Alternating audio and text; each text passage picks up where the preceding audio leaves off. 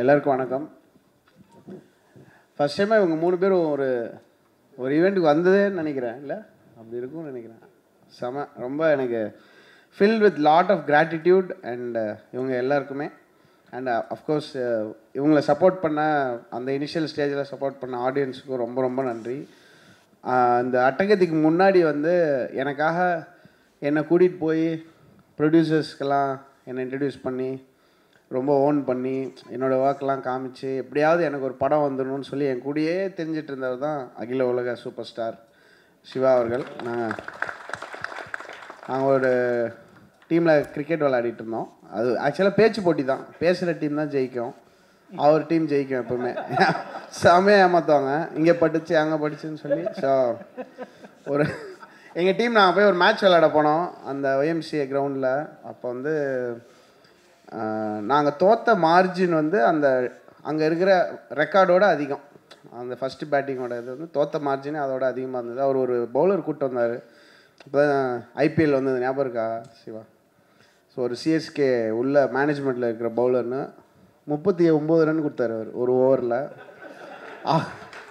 அவர் தான் கேப்டன். அவருக்கு 2வது ஓவர் கொடுத்தாரு.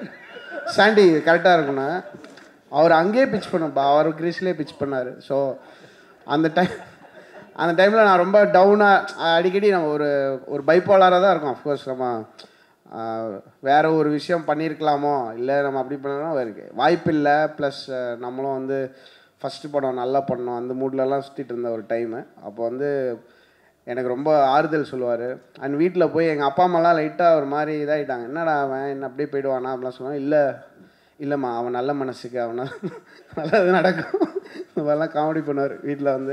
ரொம்ப ரொம்ப நன்றி சிவா. நீங்கள் பயங்கரமாக அந்த டைமில் எங்கள் யாருக்கும் எந்த எதிர்பார்ப்பும் கிடையாது. அப்படியே சாப்பிட்டு ஜூஸ் குடிச்சிட்டு இட்லி சாப்பிட்டு எல்லோரையும் கலாய்ச்சிட்டு நம்ம தான் பெஸ்ட் அந்த மாதிரி சொல்லிட்டு எல்லா படத்தையும் நல்லா இல்லை, இது என்ன வேஸ்ட்டு அந்த மூடு. அங்கேருந்து அப்புறம் தமிழ் படம் ஆக்சுவலாக நான் ஸ்டார்டட் ஒர்க். தமிழ் படம் தான் என்னுடைய ஃபஸ்ட்டு படமாக இருக்க வேண்டியது. அண்டு இது நல்லா இல்லை, இந்த மியூசிக் வேறு மாதிரி இருக்கணும்னு சொல்லி என்ன நீங்களே போயிடுங்க நாங்கள் அனுப்புறது அப்படின்னு சொல்லி நான் எஸ் நோ ப்ராப்ளம் அந்த மாதிரி சொல்லிட்டு ஃப்ரெண்ட் ஆகிட்டேன். ரொம்ப ரொம்ப தேங்க்ஸ் சிவா. நான் ஆக்சுவலாக இது பெருசாக வெளியே பேசினதில்லை. அதுக்கப்புறம் தான் ஒரு நாள் டார்லிங் ஏதோ சொன்னார், எனக்கு ஒன்றுமே புரியல. டார்லிங் மட்டும்தான் புரிஞ்சிச்சு. அவன் கன்ஃபார்மாக இவன்லாம் வரவே மாட்டான், வாய்ப்பே கிடையாது. ஏன்னா நிறைய பேர் கிட்டத்தட்ட நான் ஒரு எக்ஸல் ஷீட் வச்சுருக்கேன் நம்ம பண்ணியிருக்க வேண்டிய படம்னு. அதுவே ஒரு 60 படத்துக்கு மேலே இருந்தது பிஃபோர் அட்டகத்தி. கன்ஃபார்மாக அதில் டாப்பில் இருந்தது இந்த படம். அப்புறம் நான் 3 மாதத்தில் வரேன் டார்லிங் அப்படின்ட்டு போனார். கரெக்டாக 3 மாதத்தில் வந்தார். அப்புறம் ரஞ்சித் எனக்கு உன் மியூசிக் பிடிக்கல ஆரம்பித்தார். பட் அது ஒரு மூவியாக மாறி அதுக்கப்புறம் நான் ஒரு டிஜே, நான் ரொம்ப ஒரு ஆக்ரோஷமான எலக்ட்ரானிக் மியூசிக் ப்ரொடியூசர் அந்த மாதிரி இருந்தேன். அப்படியே எனக்கு அதெல்லாம் வேணாம், எனக்கு ஃபுல்லாக அக்குஸ்டிக்காக வேணும், இந்த லைஃப்லாம் போய் பாரு அப்படின்னு சொல்லி அனுப்பிச்சார். நான் கரண்ட் பில் கட்ட முடியாது, வீட்டுக்குள்ளேயே இருந்தேன். என்னை ரஞ்சித் போய் எல்லோரும் மீட் பண்ண வச்சு ஃபோக் மியூசிக்னால் என்னென்னு போய் பாருமாமே அப்படின்னு சொல்லி அனுப்பிச்சு அங்கேருந்து லிட்ரலி என்னை ஒரு தே மேட் மீன்னு சொல்லலாம். என்னுடைய art they had a big role. So அது அட்டகத்தி அந்த ஸ்டூடியோ க்ரீன் ரிலீஸ் பண்ண போகிறாங்க அப்படின்ற எனக்கு நான் நேற்று ஃபேஸ்புக்கில் பார்த்துட்டு இருந்தேன். ரஞ்சித் மெசேஜில் நம்ம என்ன தான் பேசிக்கிறோம், கேவலமாக இருந்துச்சு. ஃபுல்லாக மொக்கையாக எப்படியாவது நம்ம நல்லா வந்துடுவோம் அப்படின்னு செம மொக்கையாக பேசி வச்சுருக்காங்க ஃபேஸ்புக் மெசேஞ்சரில்.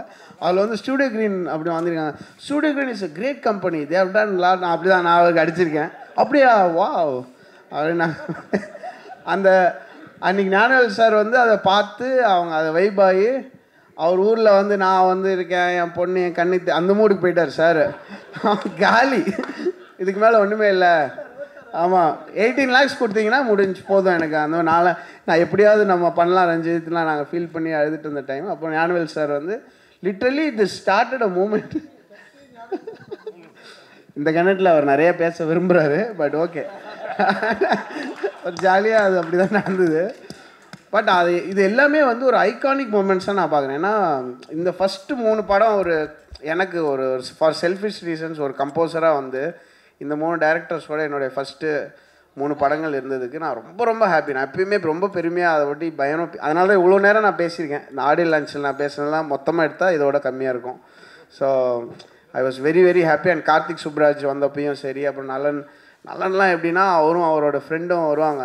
வந்து நான் தூங்கும்போது கல் விட்டுல அடிப்பாங்க. அந்த பால்கனியில் வந்து செங்கல் அடிச்சு எந்திரிங்க அந்த மாதிரி சொல்லி ரொம்ப வேறு டோட்டலி வேறு கேரக்டர்ஸ் 3 பேரும். ஸோ அந்த 3 பேரோட ஸ்டார்ட் பண்ணி அதுக்கப்புறம் ஒரு லான்ச் ஈவெண்ட்னா சிவி குமார் அவரை பற்றி பெருமையாக பேசுவோம். அவர் இல்லை வேணாம் அப்படின்னு சொல்லிட்டு சைடில் இருப்பார். அதுக்கப்புறம் நைட் பார்ட்டி நடக்கும். இது ஒரு டெம்ப்ளேட் ஆகிடுச்சு. நாங்கள் திமிராயிட்டோம் அதில். அப்புறம் தான் வந்து மொக்கையான படங்கள்லாம் பண்ண ஆரம்பித்தேன் நான். அப்புறம் என்ன நீ அதே பண்ணுற, நீ முதல்ல பாடுறதை நிறுத்து, அந்த மூடு போயிட்டேன். அப்புறம் ஐயோ அப்போ கரெக்டாக பண்ணும் போல இருக்குது அப்படின்ற ஒரு இன்ஸ்பிரேஷன் இருந்தது. அண்டு சூதுகவும் வந்து அதான் நான் சொல்லணும்னு நினச்சேன். ஆக்சுவலாக எப்போ பார்க்க ஆரம்பித்தாலும் ஃபுல்லாக பார்த்து முடிப்போம். சில படம் ஒரு வைப் கிரியேட் ஆகும். எனக்கு சூதுகவும் அண்ட் கடைசி விவசாயி அப்படி தான். எங்கேயாவது பார்க்க ஆரம்பிப்போம், அப்படியே பேனும் உள்ளே போய் sucked in to the film. அது ஒரு அமேசிங் ஃபிலிம்.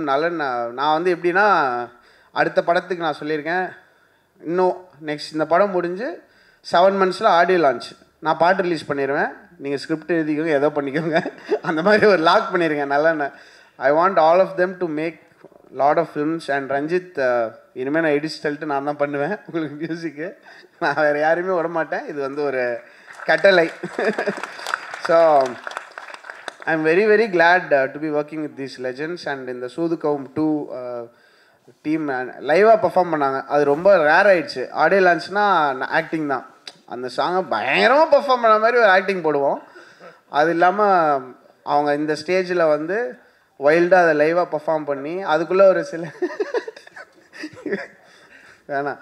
ஸோ அது எனக்கு ரொம்ப பிடிச்சிருந்தது. Edwin congrats man, see a lot of potential. பயங்கரமாக பண்ணுங்கள். அண்டு இன்னும் 2 படம் பண்ணுங்கள் அவரோடலாம் ப்ளீஸ்.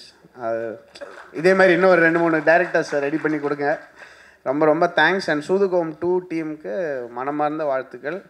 அந்த ஐ ஹோப் அந்த பயங்கர வைபாக இருக்கு. அண்ட் நான் ரொம்ப பயஸ்டு தான் கண்டிப்பாக, ஏன்னா எல்லாருமே ரொம்ப பிடிச்சவங்க. உங்களுக்கு பிடிச்சிருந்துன்னா please support the film. Thank you so much. Edit பண்ணிக்கோங்க, இது நல்லா இல்லை. தேங்க்யூ.